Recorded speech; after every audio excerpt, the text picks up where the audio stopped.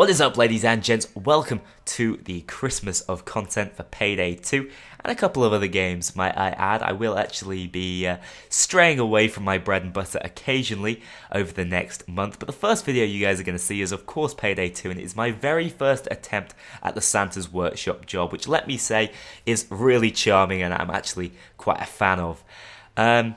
It's not complex. I'm going to run you through the elements of the heist.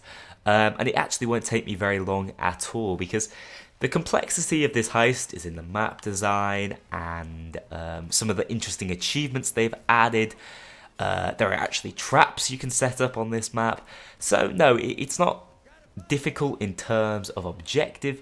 It's just about managing to survive and work around the map and hopefully enjoy yourself, and that's what this heist screams out. It is a load of fun. It reminds me very much of the Halloween special, both of which added new enjoyable elements, brought back other elements that we've had in the past, and generally did a good job of being free heists that I think everyone could sit down and enjoy. And that's exactly what we have here with Santa's Workshop.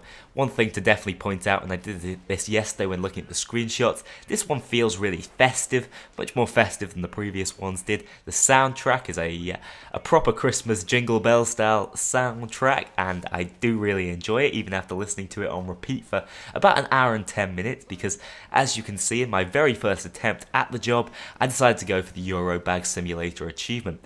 In fact, I unlocked 2 achievements in this video, so I suppose in some sense it could be seen as a guide, but both of which happen quite naturally as long as you stay on the heist for a very long time. They are Santa slays slackers.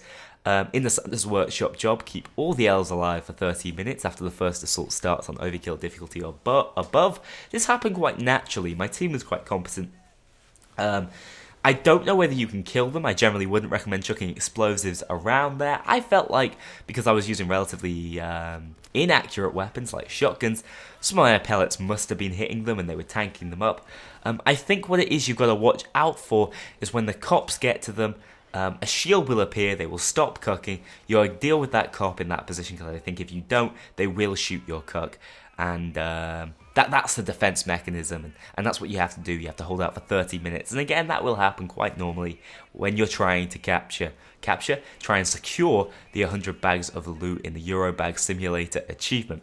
Now, that sounds very difficult. I don't think any heists really allow you to pick up 100 bags of loot easily, and it is difficult. You're going to have to stay on the heist for a really long period of time, but it's not as hard as it might originally appear. This is actually an amazing heist for leveling up, I'd say. In an hour, I got 6 million experience, I believe, which is not too shabby at all, and I also enjoyed it to boot. So the elves, once you've ran in there, you've started in casing mode, believe it or not. You take out the armed thugs, you run in, and then you take control of the elves, or the cucks, who are not really cooking anything, they're just wrapping up presents. When I say presents, you know, cocaine. And again, it's a Vlad heist, so he's going to be talking in your ear, saying hilarious things as ever, one of my favourite heist givers. And once the elves start cooking, it's as simple as that. You've got to keep them doing it. Occasionally they will get lax, start to panic, run over to them, interact. It's simple as that. You can do it from a little bit of range. That is the primary difficulty, I suppose. And again, there's a bit of micromanagement. Once they've finished wrapping up the first present, you're going to have to pick that present up, chuck it on the floor, and tell them to do another. So yeah, I think that's the best way to describe it. It is a micromanagement type heist with pretty intense styled assault waves.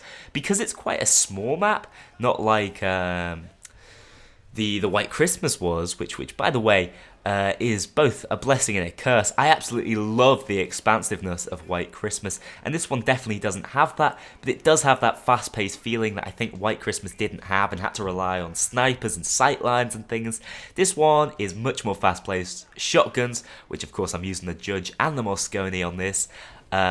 Shotguns do really well and are actually a load of fun to use on this heist, and I'm a big fan of when they bring in a bit of weapon variety and versatility. Of course, White Christmas only really allowed for the use of assault rifles and snipers.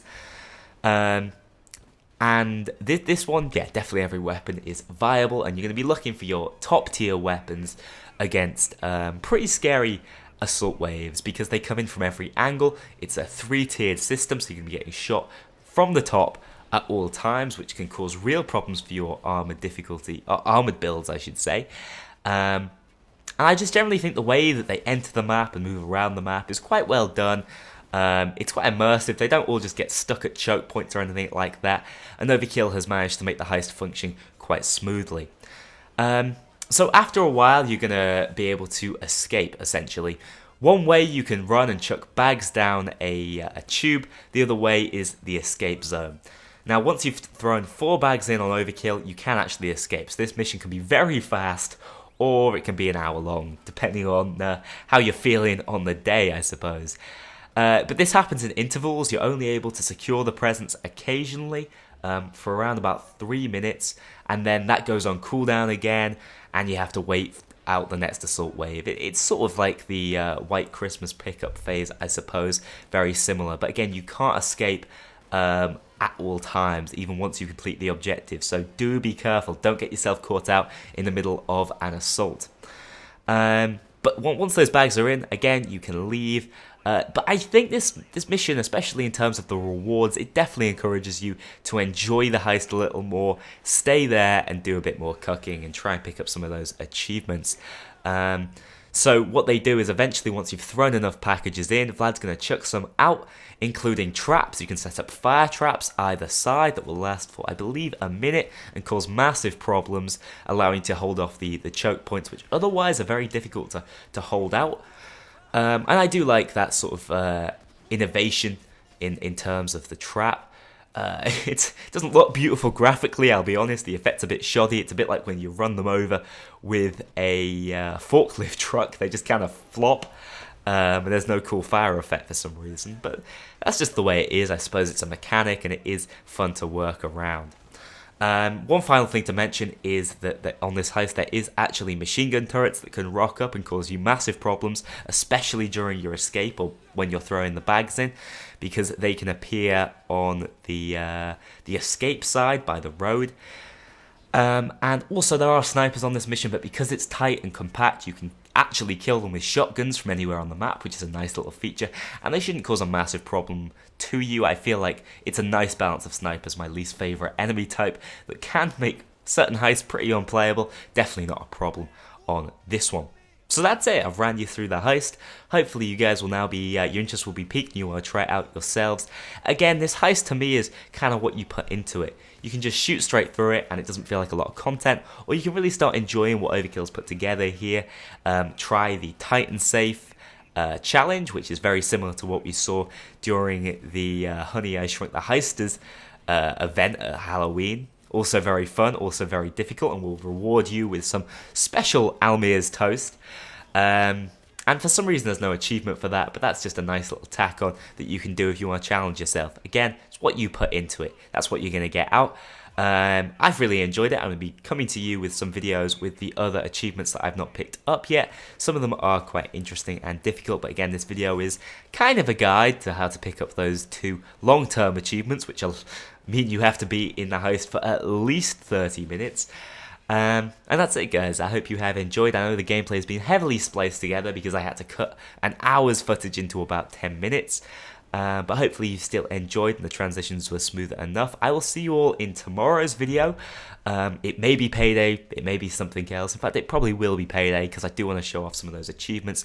And maybe take a look back at last week's DLC, the Point Break heist, which sadly I have still yet to play. So thanks for watching. See you all in the next one.